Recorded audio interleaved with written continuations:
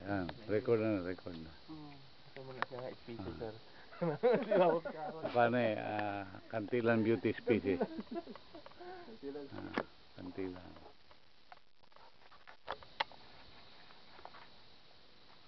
Abang ko lang. Diretso na. Hawakan mo na ito. Yan ang unahin mo. Yan ang unahin mo. Kasi baka mahulog ba.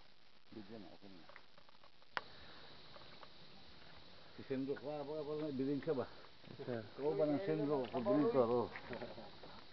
Sinanggal. Lubog ba? Lubog. Wabog si Ibong. Luy.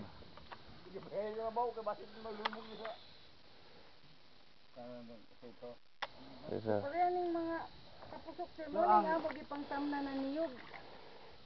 Ang dini sa ibabaw. Unya kini mga tapusok na eh. Saan man eh? Pero actually, yan ang sasabi kong na eh.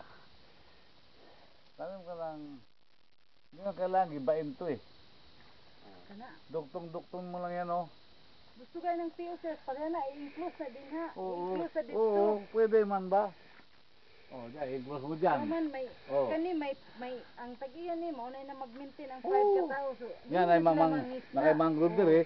I-include mo na. Na this is different design, di ba Sendro?